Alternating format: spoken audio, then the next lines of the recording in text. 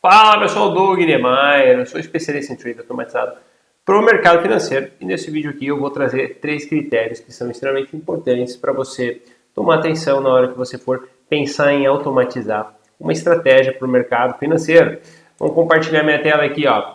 Seguinte, isso aqui é muito importante, tá? Muito importante, porque isso é extremamente negligenciado por muita gente, tá? Então, esses 3 critérios aqui são os critérios que eu uso, tá? Eu começo a olhar para esses 3 critérios aqui e depois disso tem outras coisas que eu também faço, mas esses aqui são os critérios mais importantes que você precisa tomar atenção na hora de você pensar uma estratégia de trade, pensar em automatizar ela, tá bom?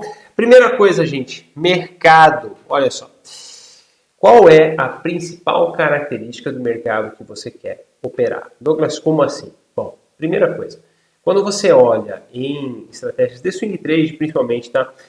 Você precisa entender que tipo de característica aquele mercado que você quer operar tem mais latente. Qual é a característica daquele mercado que é mais evidente, né? É um mercado que tem um comportamento mais de tendência, né? Um comportamento mais direcional, é um comportamento onde o preço se movimenta muito mais de forma linear entre o preço de 10 para 15 ou de 15 para 20 ou assim por diante. Isso é muito importante, tá? Ou é um ativo de volatilidade, né? Um mercado de volatilidade. Bolsa de valores funciona muito mais relacionado com volatilidade. Então, é extremamente importante você saber que tipo de mercado você vai operar. Por quê? Se você começar a pensar em estratégias seguidoras de tendência para operar bolsa, índices especialmente, você vai ter muita dificuldade, porque ele é um mercado muito menos direcional, tá? E, eventualmente você tem um mercado de bolsa, né, o índice principalmente, trabalhando numa movimentação mais direcional, mas isso é pouquíssimas vezes, tá? O mercado de índice, especialmente, ele trabalha muito mais dentro de ranges de volatilidade. Então, isso é muito importante você tomar atenção. Se você for desenvolver uma estratégia para um mercado que é um mercado por si só volátil, né? Ele tem uma volatilidade muito grande.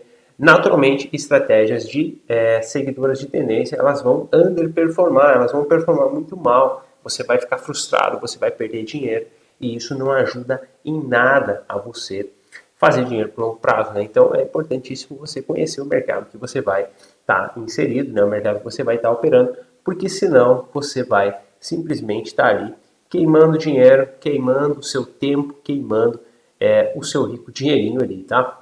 E quando a gente olha para mercados de tendência, o que eu sugiro você pensar? Eu gosto muito de operar milho, tá? Eu opero milho há muitos anos e ele é um ativo que tende a se movimentar de forma mais direcional. Então, é um ativo que, se você quiser trabalhar em termos de mercado de tendência, é muito mais interessante, tá? É porque ele é um ativo que você precisa pouco capital para começar a operar, né? Média de R$ 3.500, aí você já consegue dormir posicionado com o contrato. Eu não recomendo você começar com tão pouco, mas é possível você fazer isso, tá? E operar em volatilidade, aí eu simplesmente sugiro que você opere o índice, tá? Pouca gente opera índice na modalidade swing trade, tá? Eu gosto bastante de operar, principalmente opero fora do Brasil, na modalidade swing trade, ajuda bastante, tá? Você tem operações ali, você consegue se aproveitar da volatilidade para fazer as suas operações, tá? Mas esse é o ponto, entender o mercado que você vai querer operar, tá? Isso ajuda demais a você não ficar cometendo um erro banal de não saber a característica do mercado. Então, como eu sei a característica do mercado?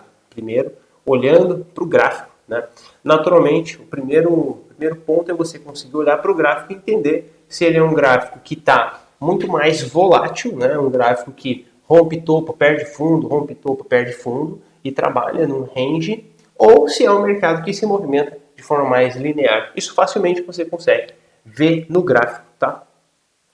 Outro ponto aqui, tá? O segundo ponto, liquidez, tá? Liquidez. Isso aqui, gente, parece óbvio, mas não é óbvio, tá? Eu opero o mercado há muitos anos e opero mercados que têm bastante liquidez, então eu opero o mercado de bolsa, né? Eu opero os índices e opero também aqui no Brasil o milho, mas quando eu comecei a procurar estratégias, eu comecei a ver várias possibilidades em inúmeros mercados que tinham baixa liquidez, tá? Principalmente small caps, né? Quando a gente olha para small caps, você tem ali uma movimentação diária, tem muitas small caps que operam em menos de 1 milhão dia, tá? Isso é muito baixo. Por quê? Os padrões gráficos que deixa no gráfico ali são padrões pouco confiáveis. Tá? Então, quando você olha, por exemplo, um ativo que tem uma baixa liquidez, uma ação qualquer que é uma small cap que tem uma baixa liquidez, você olha muitas vezes um candle que tem, sei lá, 10, 20 mil reais de negócios ali num candle de 1 hora. Isso não dá para a gente operar, tá? Por quê? Você simplesmente não vai conseguir entrar no preço e sair no preço que você quer. Então, porque tem pouca gente negociando naquele preço.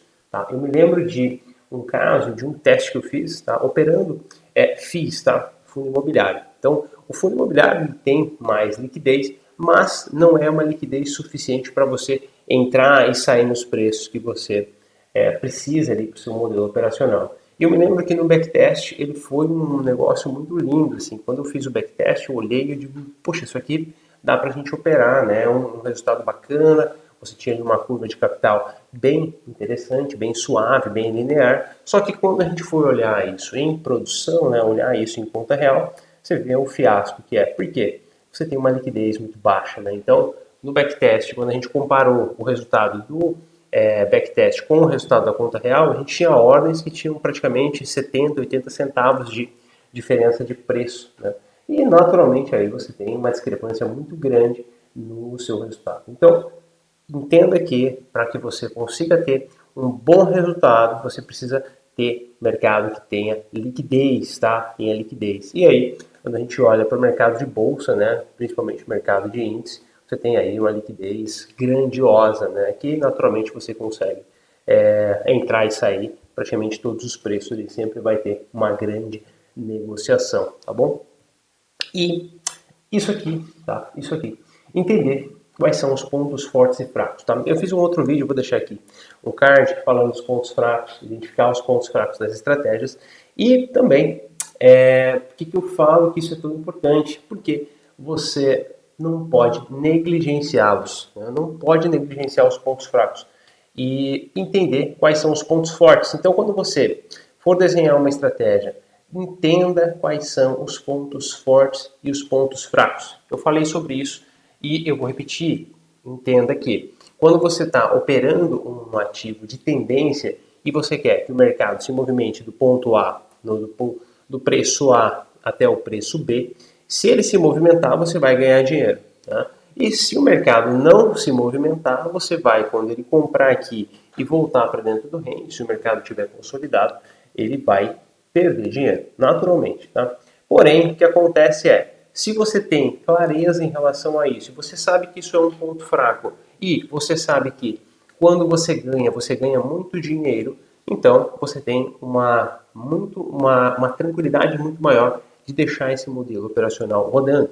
Isso te ajuda muito a você não ficar ansioso, não ficar ali tentando entender se aquilo faz sentido ou não. Você simplesmente deixa aquele modelo operando e você vai cuidar da sua vida, vai fazer qualquer outra coisa. Né? E não adianta você achar que o modelo operacional que você está operando ali, ele não tem nem pontos fracos nem pontos fortes. Você precisa ter isso muito bem claro, né? Porque aí você não fica com aquele sentimento de, poxa, mas e se tivesse feito isso, se tivesse feito aquilo?